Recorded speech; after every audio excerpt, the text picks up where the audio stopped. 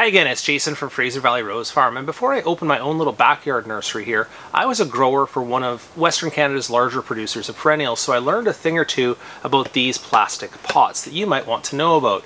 The question of why do we use plug trays like this for some stages of propagation instead of a different size of plug tray, or why would you choose between these two pots here, this one that's super shallow or this one that's tall and narrow? Does that change the growing qualities as well? Does it make a difference whether they're round or square on the top and what material they're made out of? I'll go into all of that a little bit in this video here. I hope you stick around. The first topic I'm going to tackle here is the container height. So this is a nursery, what they call a gallon pot, and as you can see, it is a little bit taller than it is wide. It's about 6 inches wide at the rim and about 7 inches tall, which is a pretty standard proportion for nursery pots. So why have we chosen to go with something at this size and not something that is much shallower or something that is much taller and narrower? And the answer comes down to the right balance of air and moisture in your potting soil. So this is going to get a little bit technical. I promise to take it slowly and define the terms as I go. I'm also going to bring up a site from the University of California that does a great job of explaining it. I'll bring up some of their visuals as we talk about it here. But the long and short of it is that your potting soil, when it's dry, is designed to have lots of pore space in it. It's sort of an empty matrix. I remember when we visited Bert from the potting soil producer, he talked about that as a soil matrix that basically the grower can add things to, nutrients, air, and water. Now it starts out when it's empty, when there's no water in it, having all of those pore spaces are filled with air, okay? So you pour in the water, and you pour in the water, and you pour in the water until it's all flooded in the pot, and everything has soaked in, and the soil has soaked up as much water as it's going to. Then what happens is you see it, of course, draining out the bottom of the pot. So now you have to think of this as kind of two opposing forces. Gravity is obviously pulling downwards to pull that water, which is heavier than air, out the bottom of the pot. And then you have the capillary action of the potting soil, which is kind of like this, it's a force that wants to hold on to the water.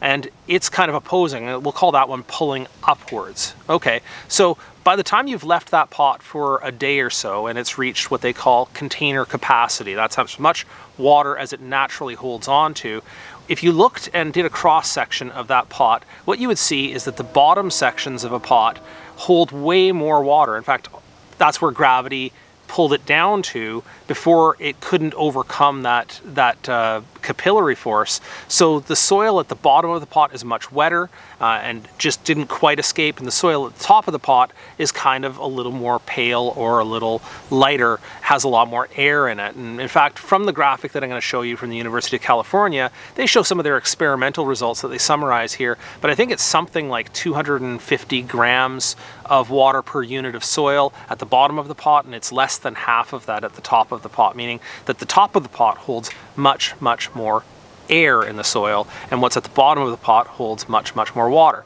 And further down in that same article from the University of California, they summarize that a pot like this, now I say a pot, this is actually just a 288 cell tray that's like less than an inch tall, and it has something like over 95–99% water holding capacity in these cells, meaning that only a very small portion of what's in this cell is actually air.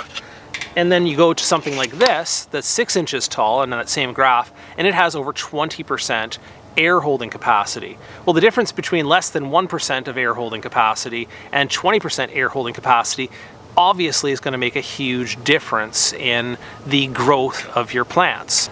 So given a constant potting soil, as I've just shown you, this shallow tray holds very little air and has very high capacity to hold water.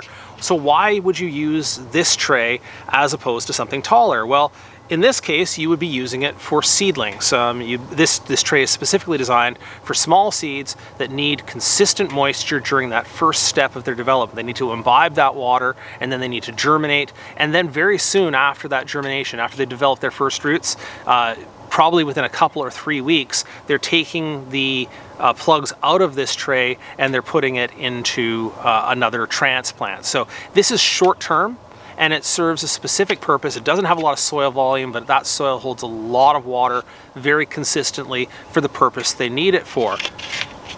taking a look at something like this that is tall and narrow.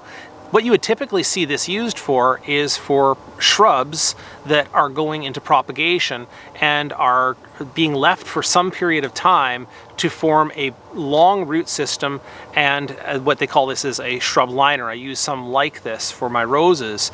And so for something that is a longer term product like that it's going to take you 3 months, 6 months, a year to develop a good root system, you want something that has excellent air-filled porosity or lots of air in the soil, as opposed to something that gets waterlogged and could rot the roots. So something like this is appropriate for a longer term crop where the roots could be sensitive to rot. So you choose something that's narrower and taller for that purpose. I want to show you, actually I have 2 pots here that I filled up with soil. The first one is this one here, pretty standard nursery pot, and I actually used this one the same amount of soil, and I filled this one here, which of course is very shallow but very long, so much more of that soil is lower down in that soil profile. And what I'm going to show you is I'm going to put them on a scale here and show you there's a weight difference between these two. The weight difference isn't in the plastic, those were very similar.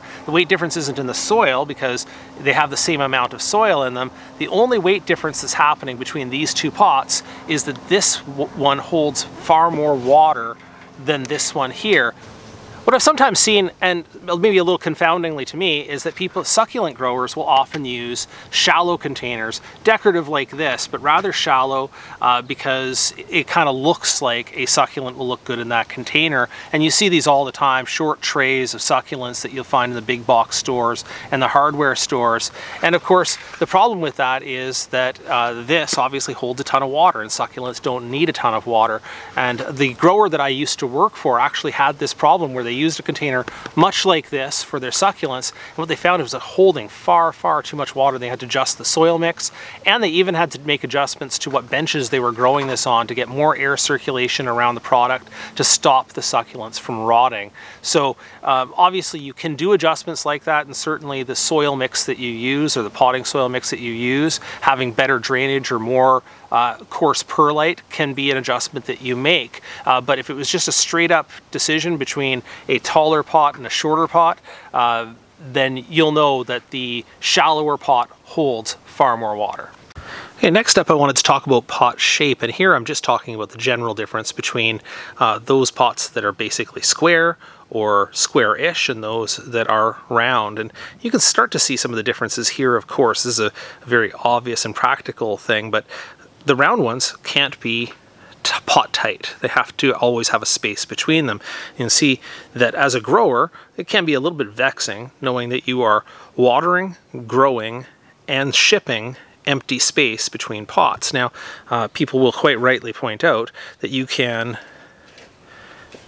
honeycomb them like that to try to reduce the amount of space that's wasted. And of course you still have some wasted space in there, but you can get a little bit better. But also honeycombing like that can be a little bit labor intensive from a growing point of view. So it's actually a little bit more work or trouble, whereas square ones go right into a tray like this and hold their shape.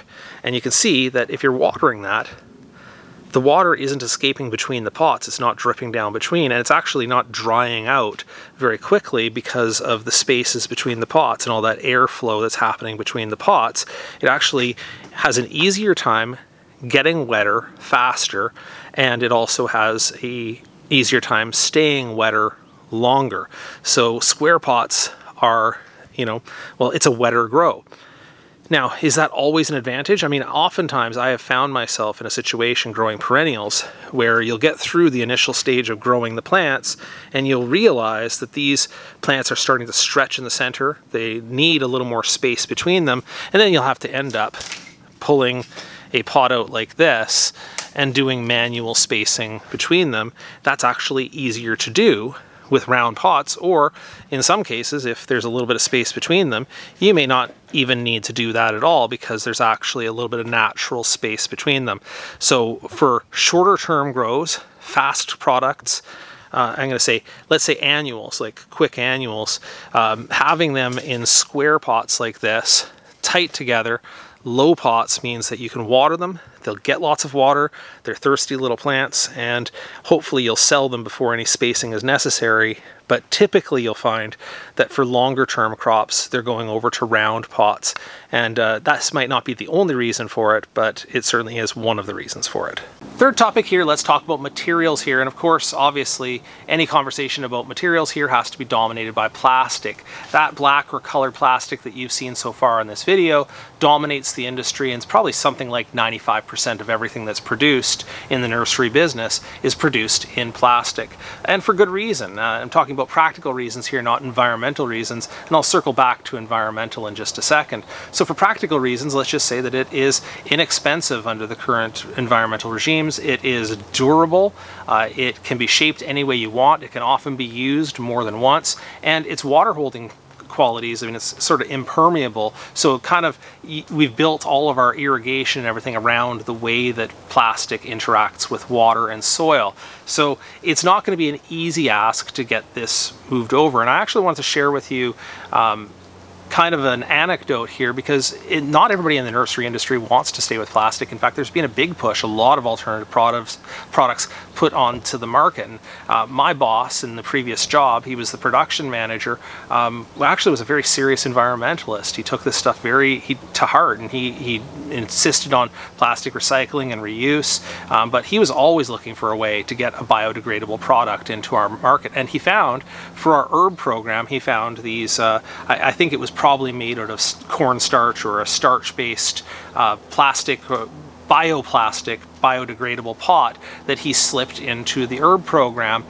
And I'd love to tell you that this was a great success. You know, when we started using it in the machines, it was breaking badly, and we destroyed pallets of these things trying to put the plants into pots because the machinery just couldn't handle this bioplastic the same way that it was handling the petroleum-based plastic. And then, of course, we started growing in it, and the next thing that happened might surprise you a little bit, is that it started turning white with mycelium, fungus, growth on the outside of the pot, and kind of green.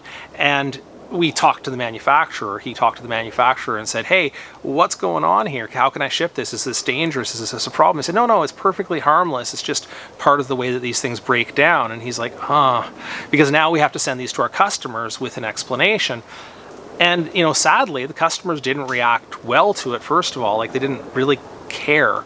You know, there's probably some really good nurseries and garden centers out there who would have loved to have taken this, but for the most part, they didn't want questions, they didn't want differences. They wanted the same old product in plastic, which we switched back to the following year. So that's kind of the state of it right now, is that it's pretty hard to find something to step in for plastic in the nursery industry. Now, there are some things that you can use on a personal basis. Obviously, most of the containers that people use on the home level can be things like clay or glazed pottery or ceramic, fiberglass. There's lots of choices for the home gardener, but for the nursery business, many of those things are just too heavy or too cumbersome or not durable enough to handle the handling. I've seen people use things like, well, again, going back to the biodegradable thing, if you're talking about organic-based pots, oftentimes they are a little bit more permeable than the plastic pots. So if you're talking about fabric pots, for instance, they leak water or evaporate water much more than the plastic pots do. So whatever we're going to do here, it's going to take changes in the production system. I hope those changes are on the way. I just wanted to give you an update on that. The fourth and final topic I wanted to talk about here really is just size. And I know I talked about height, but really I'm talking more about total soil volume in the container rather than the shape of the container that determines that water holding capacity. I made a video a while back talking about whether it made sense to take a small plant and put it into a big pot. And I kind of stand by my general conclusions about that, which is there is a way you can do that where you can skip the middle steps and put a small plant into a large pot, but just for the sake of consistent watering and having not too much moisture in that pot for the plug, I prefer to go with something that is properly sized for the plug. And by properly sized for the plug or the cutting or the propagule, I really mean something that a pot that it can grow into rather quickly. And here I'm talking about if it takes more than 6 weeks for the roots to reach the side and bottom of the pot, you probably chose too large of a pot. And obviously that's going to depend a lot on what that is the variety of plant you have. Annuals can grow into a fairly large pot very, very quickly because they spread their roots super fast, whereas perennials and shrubs often can take that 6 or 8 weeks, that full amount of time